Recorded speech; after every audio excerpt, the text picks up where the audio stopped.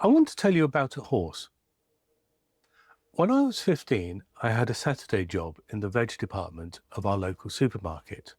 And part of my job, nobody wrote it down, nobody made a policy about it, was setting aside produce for the regulars before the shop opened. One customer needed all the second quality veg we had, not for himself, but for his horse. I'm telling you this 40 years later. I can still picture the pile we'd set aside for him. I can still picture him checking it every Saturday to make sure it was there. That's what community does. It creates memories that last decades. And the question I want to explore today is, how do you build that deliberately in your shop? Hi, I'm Keith Lockwood.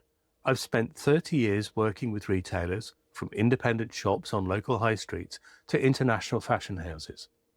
I help independent retailers think more clearly, act more deliberately, and build shops that their customers genuinely want to come back to. Less noise, more clarity. Let's get into it. A couple of weeks ago, I did an episode about the personal touch, knowing your customers individually, remembering names and preferences, the one-to-one relationship. If you haven't seen that one, it's worth going back to. The link's below. But today, we're going a step further. Because individual recognition is the foundation. Community is what you build on top of it. And community is the thing that online retail genuinely cannot do. Let me tell you what community actually means for an independent shop. It's not a loyalty card, it's not a Facebook group, it's not an event, though events really can help. Community is what happens when your customers develop a sense of shared identity around your shop. They don't just buy from you, they identify with you. They feel slightly protective of you. They're pleased when they recommend you to a friend, and that friend becomes a regular. And here's the thing. This doesn't require a big budget or a marketing plan.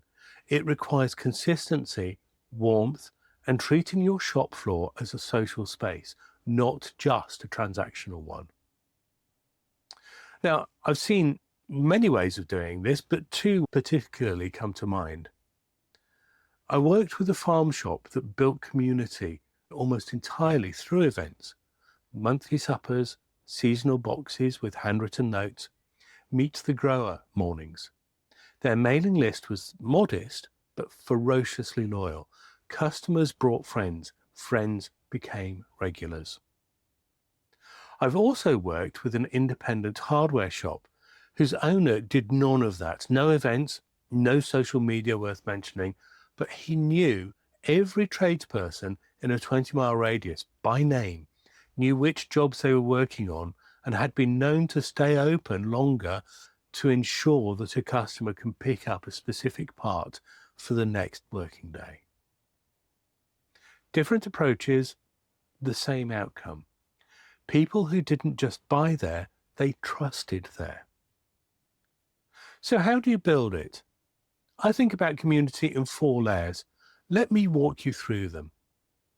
Layer 1 is recognition. Knowing names, faces, preferences, the foundation. We covered this last time. If you're not here, start here before anything else. Layer 2 is reliability.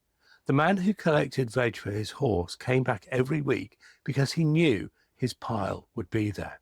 Reliability is a kept promise repeated. Small kept promises build large amounts of trust. Layer 3 is reciprocity. This is where things get interesting. Community deepens when customers feel they can contribute something back. Ask a regular customer for their opinion on a new product. Act on feedback and tell them what you did. When someone's knowledge is valued, not just their money, they shift from buyer to participant. Now, layer 4 is ritual, the Saturday regular, the family that marks every birthday with a visit to your shop, the school that buys from you every year for the fete. Rituals create belonging. They're almost always the result of the other three layers above. You can't manufacture them, but you can create the conditions for them. Now, here's something I want you to do this week. It takes 20 minutes. List your anchors, the 10 or 15 people who come most consistently. Write down what you already know about them, what you set aside for them, orders you hold, items you reserve, extra attention you give. That's your current community infrastructure, even if it doesn't feel like one. Then look for the gaps. Do your anchors know each other? Have you ever introduced two regulars who'd have plenty to talk about?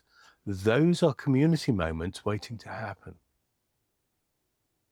And finally, find one existing pattern in your shop that could become a deliberate ritual. Don't launch something new, just deepen what's already there. We're coming up to spring. Footfall will pick up. New customers will wander in. And this is a moment when community becomes your best marketing. People don't just walk into a shop and buy. They look around and ask themselves, is this a place where I want to belong? When they see warmth, when they hear the owner greet someone by name, when they sense that this is more than just a transaction, that's when they decide to come back. And you can't fake that. Chains spend billions trying to simulate it, but simulation isn't the same as the real thing, and customers always know the difference. If you want to see where community shows up in your actual numbers, retention, repeat visits, what's driving them, the Retail Profit Finder in the link below will help you look at it clearly. It's free and takes about 15 minutes.